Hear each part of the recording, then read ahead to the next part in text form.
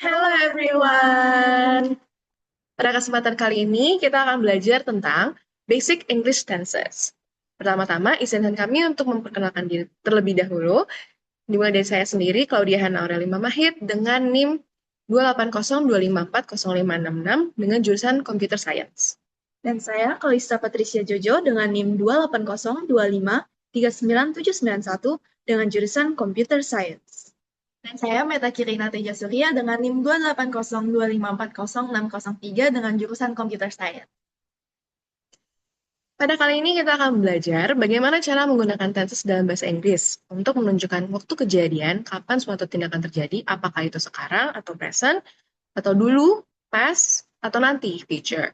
Nah, tenses ini penting karena bisa mengubah makna suatu kalimat. Dalam sesi ini kita akan bahas 4 dasar tenses, yaitu ada present simple, present continuous, past simple, dan future simple. Seperti yang bisa dilihat pada table of contents atau daftar isi di sini. Oke, nah setelah mengikuti pelajaran ini diharapkan kalian mampu untuk identify and use, yaitu mengenali dan menggunakan tense seperti present simple, present continuous tense, dan lain-lain dengan benar. Jadi kalian tahu kapan harus pakai tense tertentu sesuai dengan konteks waktunya. Kemudian yang kedua ada describe actions, bisa menjelaskan tindakan yang terjadi di present, past, dan future. Dan yang terakhir, form sentence accurately, jadi dapat membuat kalimat positif, negatif, dan pertanyaan dengan struktur yang benar. Jadi bukan cuma tahu rumusnya, tapi bisa menerapkannya juga dalam percakapan ataupun tulisan. Oke. Nah, sekarang kita mulai dari tense yang pertama, yaitu present simple tense.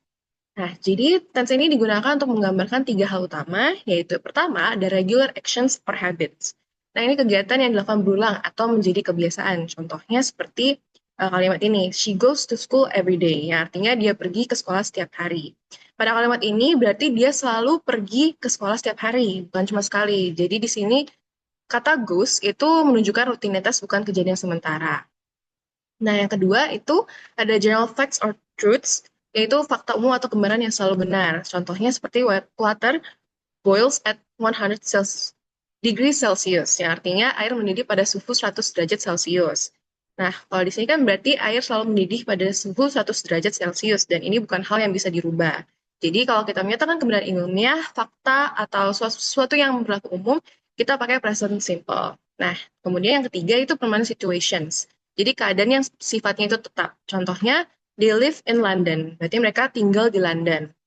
Nah, ini berarti tinggalnya di London itu secara permanen, bukan cuma sementara waktu. Jadi kalau misalkan yang bersifat tetap, seperti tempat tinggal, pekerjaan tetap, atau kondisi yang tidak berubah, kita pakai present simple juga.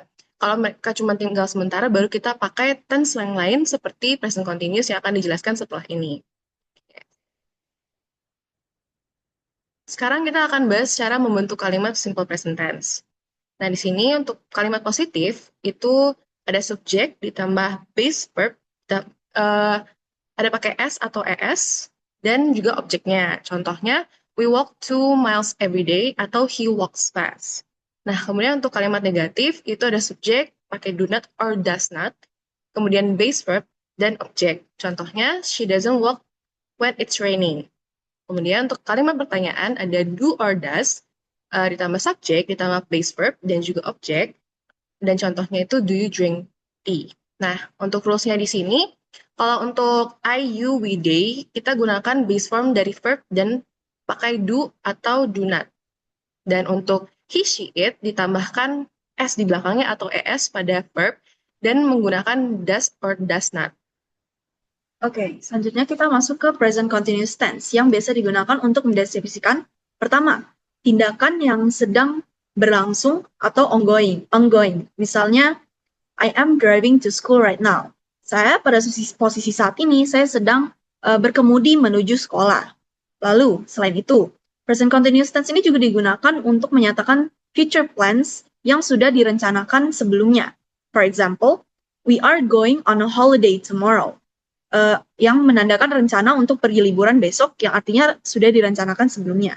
Lalu yang terakhir, dia untuk menyatakan suatu temporary event, seperti yang tadi sudah disinggung, suatu situasi yang temporal saja, jadi dia tidak permanen. Misalnya, he usually plays the drum, but he's playing guitar tonight. Jadi commonly dia memainkan drum, tapi khusus untuk malam ini dia memainkan gitar.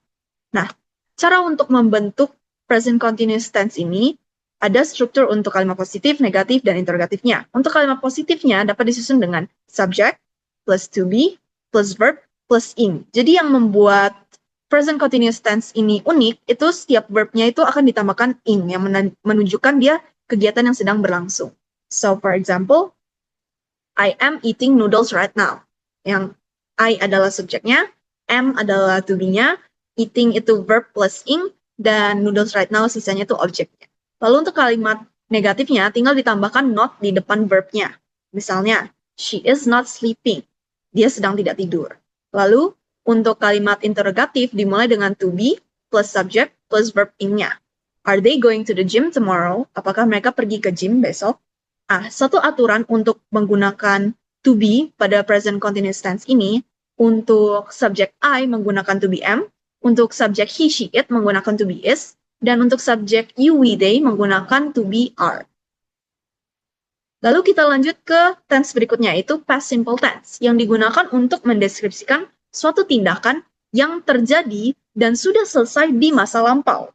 Jadi beberapa contohnya, for example, I finished my homework last night. Artinya, saya sudah menyelesaikan PR saya semalam. I was in Japan last year. Right now, I'm not in Japan anymore. We didn't go to the gym yesterday. Kita tidak pergi ke gym kemarin. Oke, cara untuk membentuk past simple tense ini sangat sederhana. Untuk kalimat positif, dia dimulai dengan subject plus bentuk verb 2 plus object. For example, he ate lunch an hour ago. He adalah subjeknya, ate itu adalah bentuk kedua dari verb eat, dan objeknya adalah lunch, an hour ago. Lalu, untuk kalimat negatif, dia menggunakan subject plus did not, plus bentuk verb 1, lalu object. So, for example, I did not go to school last week. Saya tidak pergi ke sekolah minggu lalu. Nah, untuk interrogatif, dia meletakkan did di depan subjek terlebih dahulu. Jadi, did, subject, plus verb 1, plus object.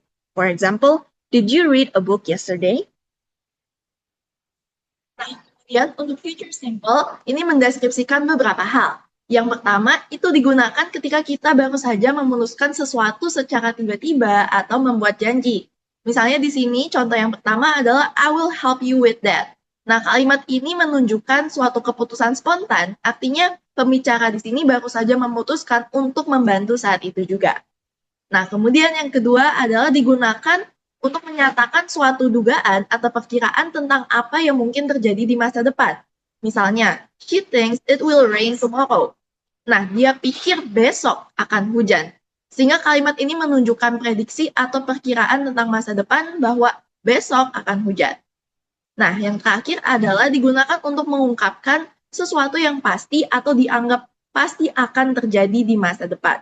Contohnya adalah the sun will rise at 6 a.m. Matahari akan terbit pukul 6 pagi. Kalimat ini menyatakan fakta masa depan, sesuatu yang pasti terjadi.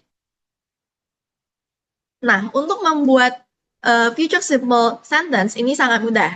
Ada untuk kalimat positif dimulai dengan subject, will plus verb 1, jadi kita menggunakan base verb ditambah dengan object. Misalnya, she will call you later.